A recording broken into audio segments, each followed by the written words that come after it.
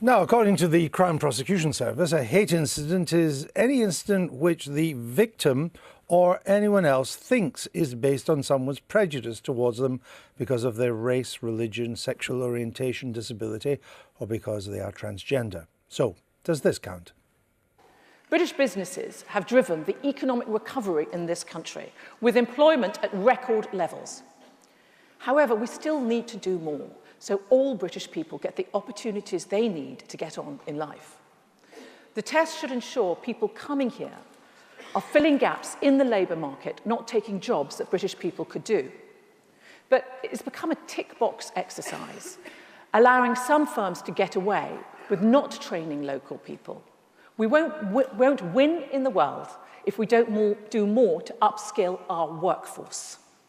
It's not fair on companies doing the right thing, so I want us to look again at whether our immigration system provides the right incentives for businesses to invest in British workers.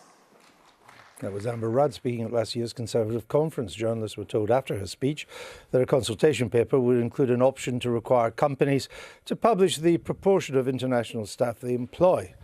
She was fairly roundly criticised at the time. Labour accused her of fanning the flames of xenophobia. Well, we learned from this morning's Times that one academic was so concerned about the implications of the Home Secretary's speech that he reported it to the police, which I think she's broadly in charge of.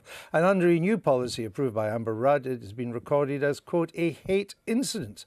The complainant is Joshua Silver, and he joins us now. Welcome to the programme. At the Tory conference, the speech of which you complained, she said, we need to do more so all British people get the opportunities they need to get on in life.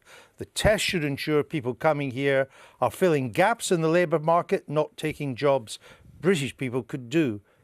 In what conceivable way was that a hate speech?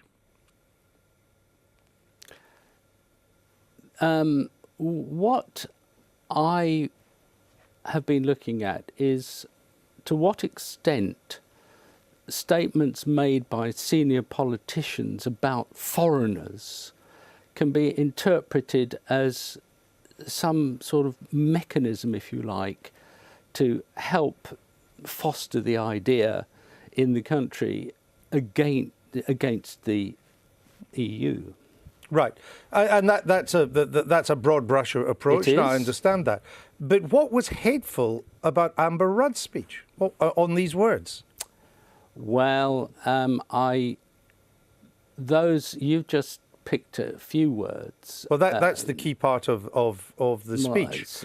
The briefing later talked about what would be hateful about looking at companies. It's discriminating against. It's picking on foreigners. Why is it picking on foreigners to say that British people need to get on in life? She did say there were briefings that she was going to keep lists of foreigners. No, actually, that's not what the briefing was. I was at the conference. There was a press report that said that, but it wasn't Well, I accurate. Certainly picked up.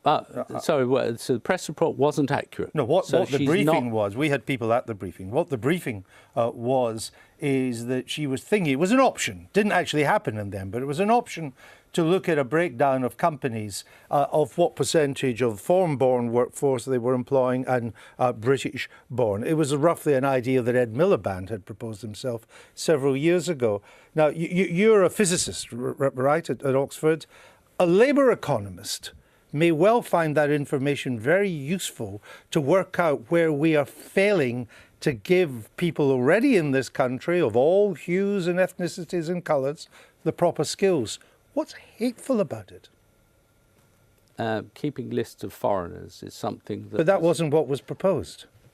Well, you just said it was. No. Well, the proposal was, and I say it was an option that was never done, was to find out if a company was employing 25% migrants or 30%. What do you mean it was an option? What are you saying? Well, that's what they said. It was an option, and then they didn't proceed. No, but they floated it. Did you watch the speech? No, I didn't actually see the speech, but I've read the draft, and I've looked at all the feedback that there was to the speech. But it was the speech you complained about, wasn't it? Yes. So you complained about a speech you hadn't actually No, I've read watched. the speech carefully, and I've looked at all the feedback. So I understand the feedback, but politicians, even journalists sometimes can't be blamed for the feedback itself.